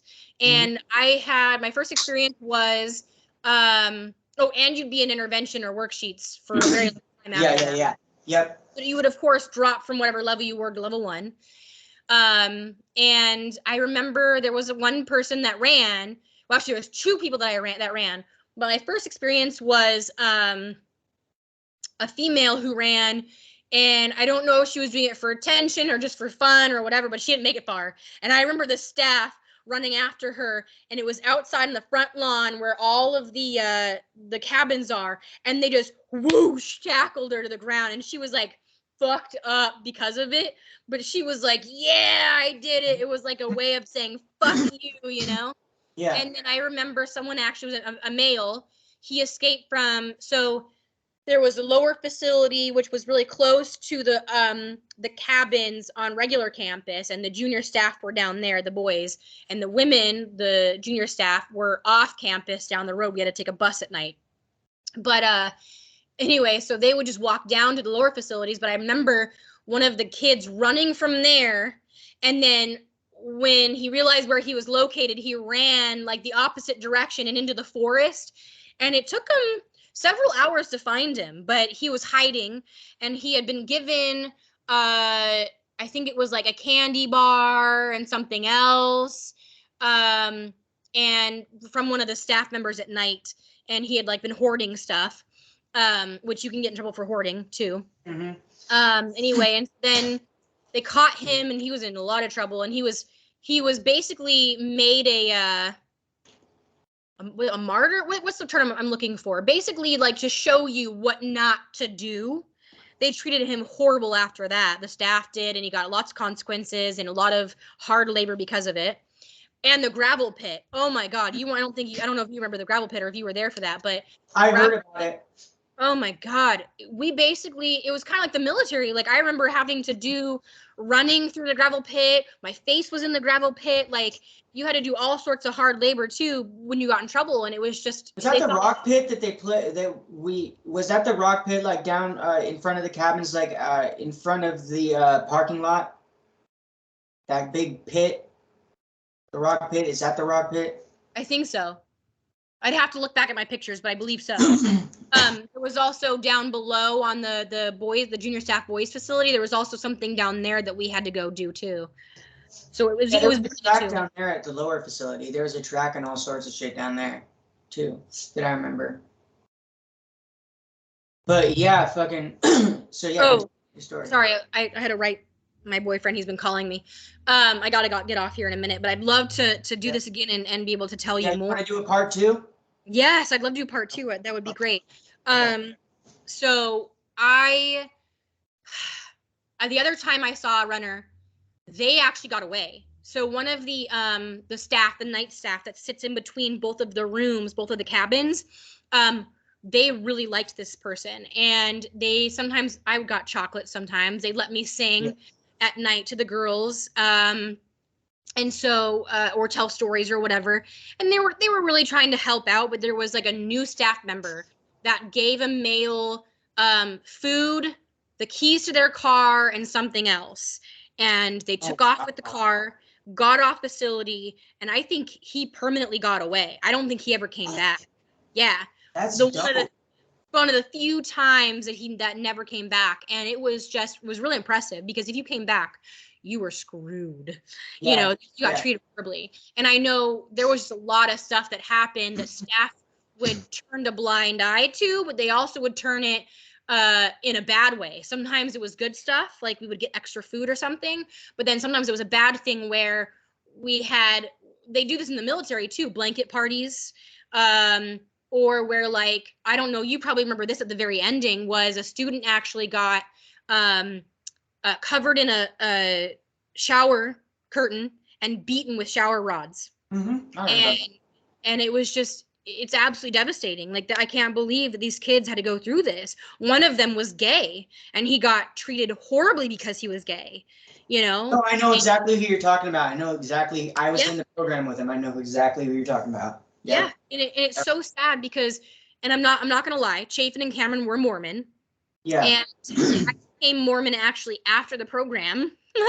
So I saw a lot of the bullshit in the Mormon church, but I also saw a lot of that. Looking back, a lot of what they had at the church was implemented at the program, because I remember doing the proms. I had a couple proms that I got to go to, and the proms ended up being very Mormon-like, where you had to, got to make room for Jesus in between you two. So because this was the only chance we got, other than seminars, to talk to boys, to hang out with them, to dance, to whatever, we didn't even care about dancing. We just wanted to talk, because we were so deprived of interaction with boys, which is totally normal and needed for students at this age. Especially teenager, man. All those hormones going around, like, come on. I get why they kept us apart. At the same time, it was like, you need that interaction more often to learn how to socialize. I had so much anxiety going out of the program. I thought that by having sex and doing what the man wanted was the normal thing to do, to people please. I didn't know what I was doing. I was never taught how to have a real relationship, how to have a real friendship, other than what I had in the program. And so it took me years to get past everything. And yeah, of course I had daddy issues. Yeah, of course I had mommy issues. But that wasn't even the big picture. It was how the shit and how I was treated and the shit that I went through in the program, which really dictated my relationships. And it was really hard to have a relationship too, because I would have trauma and triggers, and they didn't know what was going on. I'm sure, I don't know if you've been in a relationship with anybody, but you have something come up from the program that's traumatic, or they did something and you're like, I start to shake. I have like those triggers shake. I have issues in my relationships. I'm working on them now. Really, I've been working on them a lot, but there's a lot of times in relationships where, and I'm not in an actual relationship right now, but I have a friends with benefits kind of thing going on with a girl that I'm really close to. And I've had, especially when I was using drugs, we got sober together. She's sober now too, but so there was a lot of issues, and probably a lot fueled by the drugs too, but there was a lot of issues that would come up because of shit that I'd experienced in the program, like abandonment and stuff like that, where I would start acting out in such a way that it would start to push her away. Yep. And I do this in every fucking relationship I've had. I instantly, the second that I start getting close to somebody, I get fucking terrified that they're gonna get taken from me because of all the shit that happened in the program. And so I definitely deal, and that's not the only thing I deal with. I deal with PTSD and all sorts of shit from the program. So I'm definitely working through it now, and I'm doing a phenomenal job with it. And I think this podcast will help people just to be able to I hope this podcast will create a safe place for people to be able to talk about their experiences. You know, Yeah. good, bad, and ugly. You know what I mean? Because I don't feel like there should be a limit on it either. You know, whereas like just for Spring Creek, I just want everybody. You know what I mean? If you've experienced a boarding school like this, like, come tell your story. You know, because people care and people can probably relate a lot. Yeah. I know a lot of people that I was very open and honest about what I had gone through, but I also suppressed a lot of stuff, not memories, but like the abuse that actually happened, the way I was treated. And I didn't see it that way because I was manipulated and gaslit. And a lot of people, by sharing their stories, made me recognize things that had happened in the program that weren't okay. And I tried to say things like, oh, it wasn't that bad and you weren't abused, but perception's reality. I didn't go through what you went through, and for other people, you know, and just like they didn't go through what I went through, but it was all traumatic. It was all just horrible.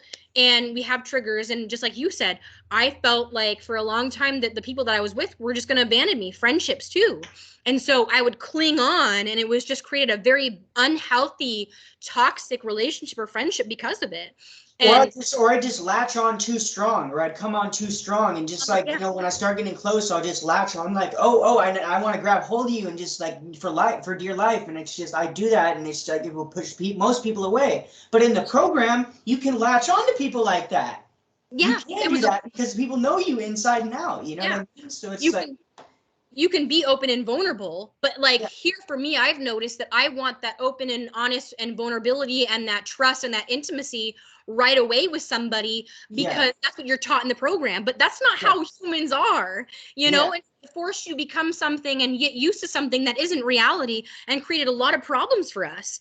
And like, I know even, so I used to sniff a lot, and I noticed you doing that earlier. I don't know if that was like a trauma response or something, and I wasn't going to bring that up, and I feel bad, but I'm not sure what it is. I've actually, it started recently, and I'm not sure what it's from, but I don't know. Okay. You can take this out of the podcast if you want, but no, it's fine. It's fine. Okay. But I noticed that I would do that in the program. It was kind of like a nervous tick, and I would do this all the time, and I actually got in trouble for doing it. I got in trouble for doing a human thing. Yeah. Or, you know, I'd pick at my skin, right? Which you got in trouble for picking at skin or plucking. But like, I wasn't doing it to harm myself. It was just a thing that I did since I was a kid. I actually found out I'm on the autism spectrum. Technically ADHD is considered on the autism spectrum. Did you know that? You know, so a lot of people are. And I think a lot of us that were there ended up having now tendencies or sensory issues like I do. And I would pick at my nails out of nervousness because I was so stressed out. We were so anxious all the time, on edge, 24/7. I never felt calm. And so it was hard for me when I got out of the program to stop these behaviors, but they try to force you to stop these behaviors by getting you in trouble, giving you consequences. I had to wear gloves at one point or tape my fingers, or every time that I sniffed, I had to go get a tissue. Even if I didn't have a tissue or couldn't blow my nose, I would get a Cat 1. It was just absolutely mind-blowing that I'm getting in trouble for doing a human thing. Yeah. You know what I mean? It's just crazy. And I now have trauma responses. You know, I don't like being scared. No one really does. But like, I now have nightmares all the time. Yeah. Nightmares of the program where my real life mixes with the program. I still have fears that I'm going to get taken back to the program. I've been out for 15 years, but here I am having that panic attack, you know, in my dreams, in real life, where like sometimes I'll smoke weed and like normally I don't get paranoid anymore. But if I get too high, I start to panic and I'm like, oh my God, they're going to take me. I'm going to go back to the program. And it's like I just go within myself and it just becomes this horrible response. And like, sometimes even right now, as I'm talking to you about it, I feel like I'm shaking a little bit, and I feel overwhelmed because it just brings up so much of that. And I'm on edge right now and I'm okay. But like, just my anxiety is just through the roof just talking about it because it was just so traumatic. And for those who were people that were there for only a year or even as long as you, it was still just as traumatic. I was there for 3 years. Very traumatic, you know. Even more so, but more time for them to rewire your brain. Exactly. You know? Exactly. So, and it was just a disaster. It really was. And I I'm thankful for it because I finally found who I was in a weird way. Like, it gave me structure. It helped me to motivate myself and know my self-worth, obviously later down the road, but I'm stronger for it. Unfortunately, though, it also gave me PTSD. It gave me anxiety, panic attacks, nightmares, bad relationships. You know, I didn't know how to stick up for myself. I could get out of my comfort zone just fine. I could dress up and do whatever and act all crazy, you know, and be my unique self, but that was it, you know. And I took some of the skills that I learned and I'm implementing them to this day. But at the same time, the bad outweighed the good. You know what I mean? Like we said earlier. And I really wish things had been different. And even at one point they allowed me to, my father was a Marine. He's an officer. And so he was going overseas to Iraq. And I remember when this was like right after 9/11, right? Like, I had been a couple of years, but then I showed up to the program at 2003, early 2003. And my parents hadn't been married long, but my dad got asked to be sent over. And this was when everyone was being sent over, and it was like really extreme, and there was a lot going on in Osama bin Laden and all that. And they allowed me to have a visit with my family because my dad was going overseas. And even those who had like a grandma die or a parent die while they were in the program didn't even get that. So I felt so special and lucky, but I was also made to feel guilty about it by a lot of of course, because people there are going to be like, oh, look at her, she got fucking special treatment, like, fuck her, I already know. Exactly. People... And so it was awful because I felt for them because I knew what it was like to not see your family, but then I also felt horrible because I wanted to see my dad. I was scared that he was going to die over there, you know? So I was lucky in that aspect. At the same time, I was also treated horribly for a while because they thought I was just being special cased, when in reality, you're taught that you're special case if you get to see your family. How sickening is that? You know? So I felt bad, but I also was really glad I got to see my dad. And so, but because of that, I feel shame. And I just learned something in therapy is I feel shame and guilt for asking for what I need and want. And because of the program, because of my adoption issues that never got taken care of, that I had to heal on my own willingly down the road and stop playing a victim. I played a victim for a long time because of the program, but I had to retrain my brain, heal myself. And I'm finally the happiest I've ever been in my life, the best place I've ever been in my life. But it took that long because of all the shit that I went through and the trauma that never got healed to begin with, which then was exacerbated by the program. And then some was created because of that. So it's devastating. It really is. It's a culture shock, like I said, and it's devastating for any kid to go through anything like that. You know, and my grandfather, who paid for everything along with my family here and there, he thought it was a regular boarding school. He had no idea that this was as it was. And he went to a boarding school when he was younger, you know, so he was old school. That was normal. And even boarding schools. Boarding schools used to be like a normal thing. They weren't like these, but they used to be kind of a normal thing. They used to be kind of like from what I hear, like a high, blue collar kind of richer kind of echelon type thing. Yeah. Exactly. And so he thought that he was giving me the best education possible, when in reality, we weren't getting a very good education. Oh, it's a boarding school, but it's a boarding school. You know what I mean? Yeah. So when I think of boarding school, I think of something like you go for like a Catholic boarding school, like for a faith or something like that. You know, you all wear uniforms and you're all same like mind and stuff like that. Even if you didn't have a uniform, there's some that are that way, there's some that are religious, some that are not. But even then, you still got to go home on the holidays. You got like Harry Potter, like things like that. Exactly. Be just like that without the magic. You know what I mean? And so we didn't have that. And so all my friends, when I got taken, had no idea where I went. My parents didn't say anything to anybody. No one except for even like some of my mom's friends knew what was really happening. And people thought I died. People thought I was dead. Yeah, they thought I just disappeared. I was there one day at high school. The next day I wasn't there. No, just nobody. And nobody said anything. My parents wouldn't say anything.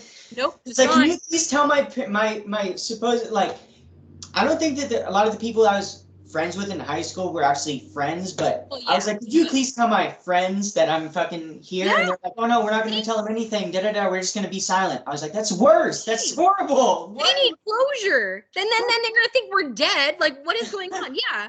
That's Yeah. I even said the same thing. I only know one person from my childhood at this point that I continued a relationship with even after I got back, because you're not allowed to write them. You're not allowed to have phone calls with them. You're only allowed to write to certain people that are on a list of people that you're allowed to write, an approved list. Yeah. And then on top of that, the phone call was usually their grandparent, guardian, or like your parent. That was it. Like, you didn't get to talk to anybody else.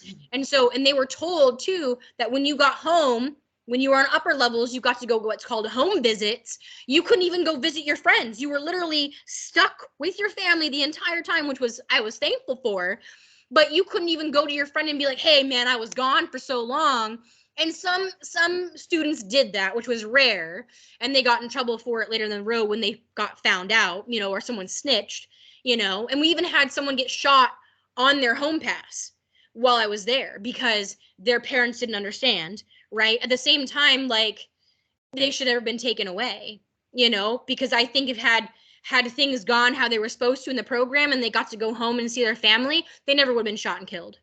You know what I mean? So there's just so much. There's so much more to talk about. I have to get going. But thank you so much for interviewing me. And I can't wait, Jordan, to continue this on. I think what you're doing is fantastic. And I'm looking forward to the future with this. I really am. For sure. Yeah, it was awesome having you on. And to just everybody, I'm just going to close real quick.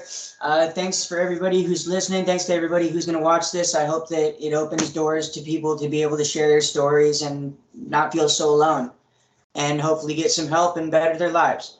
So anyways, I'm Jordan, and this is Rogue, and we will see you next time. Woo. All right. Bye. Bye.